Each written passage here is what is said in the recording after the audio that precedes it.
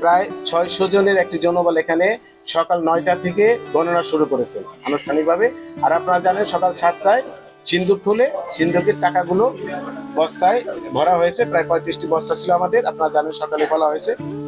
এখানে 35টি বস্তায় সকাল 9টা থেকে নিরবিচ্ছিন্নভাবে গণনা করে রাত 8টা পর্যন্ত প্রায় 11 ঘন্টা গণনা করেছেন। এবং আমাদের এই কাজে প্রায় 600 জন ব্যক্তি প্রত্যক্ষ পরোক্ষভাবে যুক্ত ছিলেন, নিয়োজিত ছিলেন।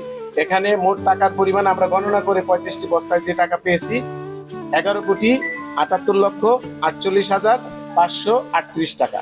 আর অনলাইনে আমাদের আজ পর্যন্ত টাকার পরিমাণ 12,79,943 টাকা অনলাইনে পাওয়া গিয়েছে এ পর্যন্ত।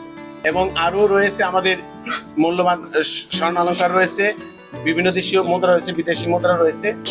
104 কোটি টাকা, 104 কোটি 8,08,03 টাকা রয়েছে। 104 কোটি 8,08,03 টাকা বর্তমানে জামানত রয়েছে। জি ধন্যবাদ। আপনারা জানেন সকালে একই প্রশ্ন করা হয়েছিল, আমি উত্তর দিয়েছি যে আমরা এটার নকশা করতে দিয়েছি। রুয়েট এই কাজ করছেন, তারা খুব শীঘ্রই আমাদের কাছে দাখিল করবেন।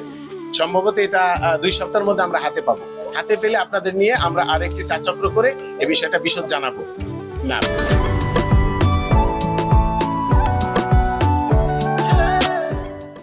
115 কোটি টাকা প্রাথমিকভাবে একটা মূল্যায়ন করা হয়েছে। তো তারা আমাদেরকে বলেছেন এটা অ্যারাউন্ড 200 করোড়।